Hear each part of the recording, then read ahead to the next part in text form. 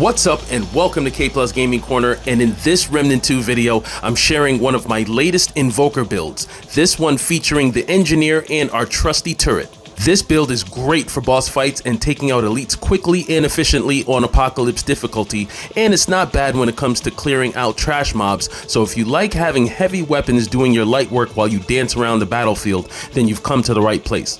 So without wasting any more time, let's get right into it. Starting with the archetype classes, we're using the Engineer as our main and the Invoker as our secondary. Now, I've considered going the reverse with this and using the Invoker as the main, but it's hard, at least for me, to have access to my turret and not have access to the high-tech Prime perk, which grants the overclock status, turning the turret into a superpowered machine, where it gets unlimited ammo and increased fire rate while also increasing its damage by 25%. We're still getting the Invoker damage perk Entranced, which is increasing our skill damage by 30% and skill crit chance by 5%, which combined with the Engineer Metalworker damage perk giving us another 50% skill damage and more skill crit chance, our skills are going to be massacring all enemies on the battlefield, both big and small. We're also getting 25% range damage and 5% range crit chance, which is going to be helpful, as well as 15% elemental damage and 5% elemental crit chance, which is going to be useful for our skills and the weapon I'm using, but I'll get to the weapons a little later. Speaking of our skills, we're using Way of Lydusa for the Invoker and the regular Vulcan cannon for the Engineer. Now, I suppose you can use any of the other turrets like the Impact Cannon or Flamethrower, so I guess that's up to you and whatever your preference may be. I just like the Vulcan. It does good damage with a high fire rate even without the Prime perk, which takes it nuclear. And regarding Way of Lydusa, the other Invoker skills like Way of Keula or Way of Maedra are also decent choices, so there's a lot of flexibility here. But as I said, my preferences with this build are the Vulcan Cannon and Way of Lydusa, since the skill also procs the Brittle status, which can increase both crit chance and crit damage to enemies, and you can get this just by shooting at targets while the skill is active. Also keep in mind the other Invoker perks like Communion, which can reduce skill cooldowns as well as heal you and your allies while an Invoker skill is active, as well as Mind and Body, which will give some extra movement speed, and using a relic can also extend the duration of your Invoker skill, although it won't allow you to extend it beyond the base duration. For the amulets, I'm once again using Cost of Betrayal since I'm using the Profane Heart.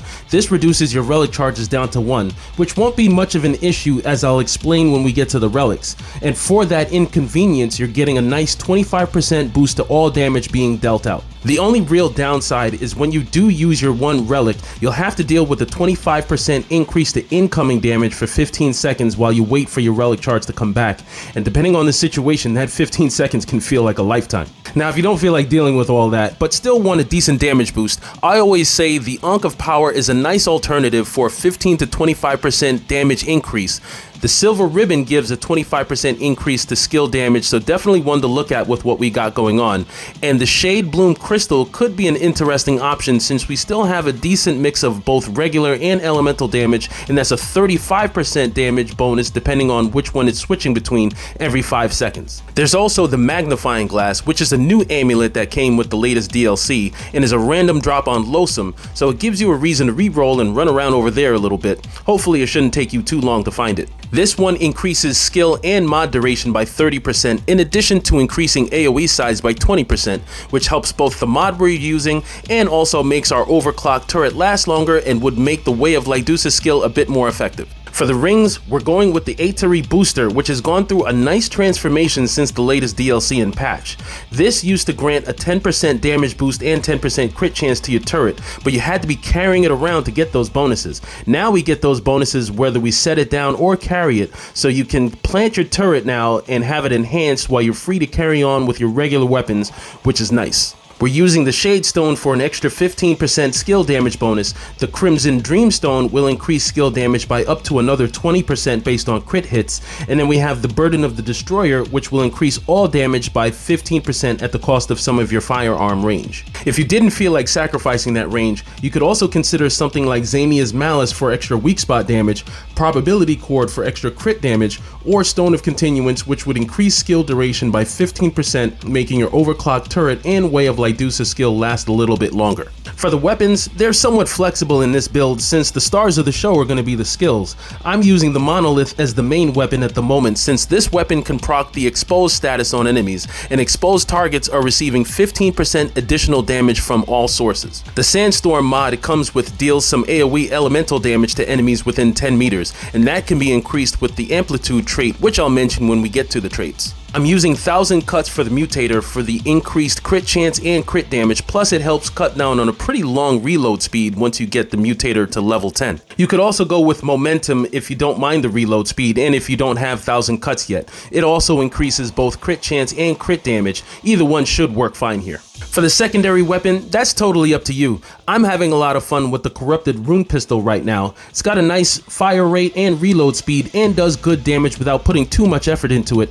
And the Death Brand mod can increase the damage you're doing to enemies by 10%, plus gives an opportunity to increase weak spot damage when you collect those echoes from defeated enemies. At the moment, I'm using the Deadly Calm mutator for some extra ranged damage and ranged crit chance here, but any other mutator like Battery could be good for some weak spot damage potential. Again, totally up to you. You can play around with whichever weapons and mutators you feel most comfortable with, keeping in mind the more crit hits we can score, the more skill damage we're getting with the Crimson Dreamstone ring I mentioned. As I said earlier, I'm using the Profane Heart for its passive lifesteal bonus. With this one, even though we only have one relic use due to the Cost of Betrayal amulet, we'll still be able to heal ourselves effectively as long as we're sustaining good damage output. There's also the Tranquil Heart, which would give some passive health regeneration and doubles whenever you use the relic for 15 seconds, so that's another option.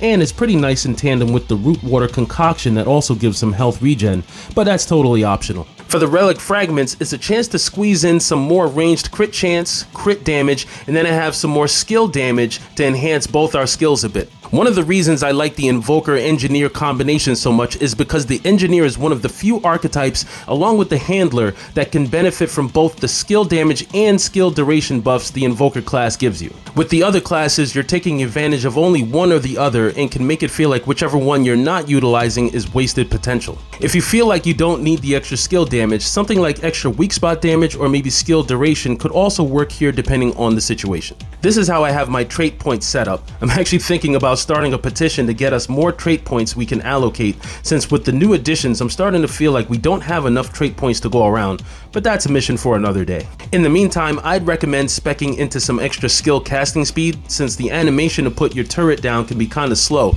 Amplitude will help both your Sandstorm mod as well as the Way of Lydusa skill. This was an addition with the recent patch a few weeks back. The Chakra trait will have the Sandstorm mod last a little longer, and you'll definitely want both Leech and Siphoner since we're relying on lifesteal for our healing.